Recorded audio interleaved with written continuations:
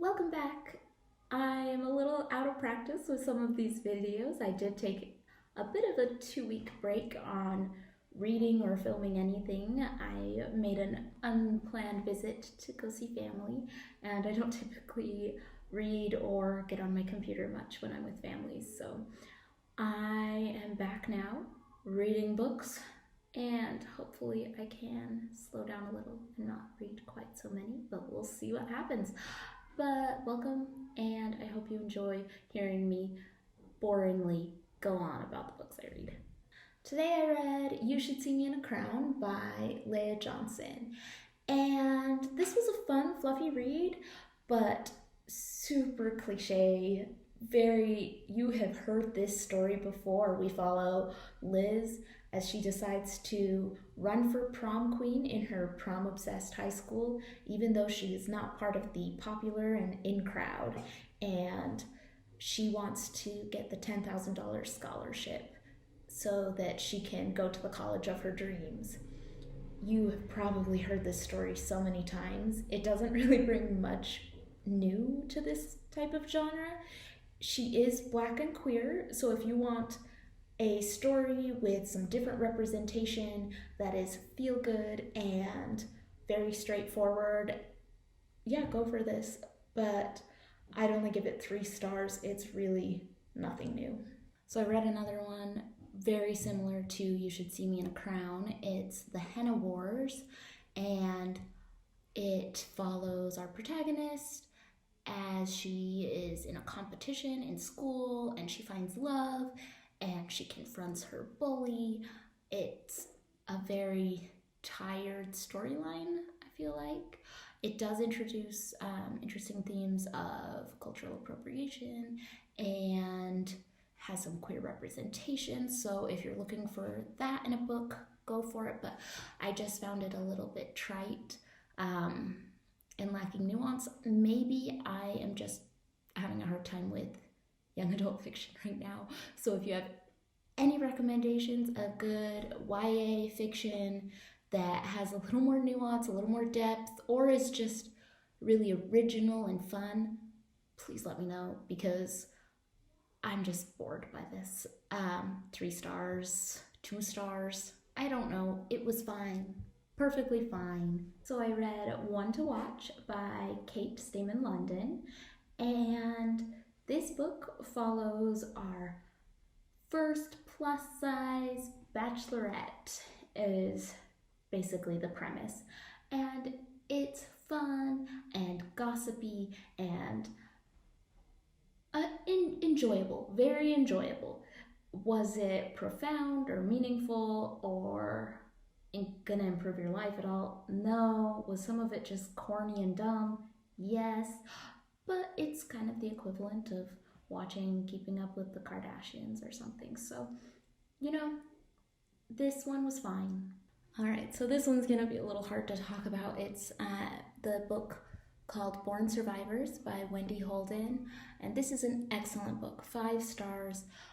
I highly recommend it. It is a book about the Holocaust, following 3 Jewish women through different ghettos and Auschwitz, and then onto a forced labor situation, and then into Mauthausen, and their experiences were harrowing and awful, but all 3 women were pregnant during this time, which made it so hard to read, so difficult, and their stories are both miraculous and just heartbreaking. It's so hard for me to read these kinds of books. Just, the depths of human cruelty and the depths of human suffering. It's awful. So it was horrible. I wouldn't recommend this for children, or even, it's definitely geared towards adults. It's very in-depth, very informative. You will learn a lot. It's so well researched. I think the author did an excellent job. So this book was great. You should read it, but prepare to be pretty depressed by the end of it. But if you're not pretty depressed by the end of books of this subject, that's a problem too. It's a very heavy book, but it is excellent. Oh, and just to add on to it, this is all a true story, and it's not only well researched about the subject matter, but each of their lives are so well researched, along with photos in the book. So I do recommend reading this as a book and not listening to it as an audiobook, because the photos were a very good addition. So I just finished the book A Tale for the Time Being by Ruth Ozeki, and I have mixed feelings on this book.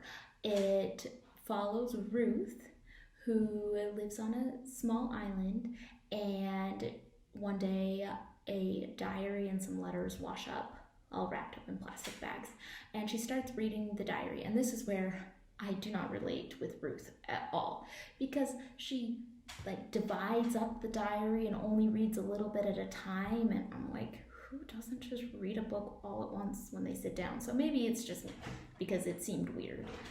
But she reads the diary, and the diary is following Nao, who is a Japanese teenager who is being bullied in school, and it follows her story and talks about her relationship with her father, who is suicidal, and her great-grandmother, who is a monk, and altogether amazing, wonderful lady. And I did enjoy this book. I thought that there were some really good things in it. I was really on board the first little bit.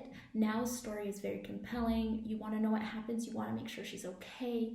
You want to make sure things turn out in the end for her. But Ruth's storyline was not compelling to me. I had no interest in what happened to her or her cat or whatever she was worried about. It didn't really feel urgent or important to me. I liked Nao's story. I also liked her great uncle had some letters about being a suicide bomber during World War II, and the historical aspect was very interesting. I enjoyed that. It was very useful, but by the end, there started to be included some more mystical elements and fantastical elements, and I didn't like that. It felt like it threw off the tone of the book, and I wanted to see more of a progression and learning of the characters in normal ways, and I wasn't on board with the slight magical realism.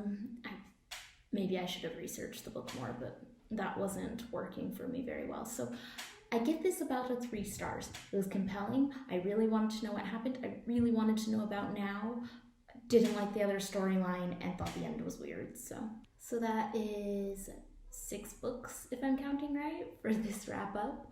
And please leave any recommendations for me. My book list is getting short again, so anything you think is interesting, any genre, I'd love to mix it up a little. The last 2 books I read were a little depressing, the first couple a little trite, so, let's throw in some variety.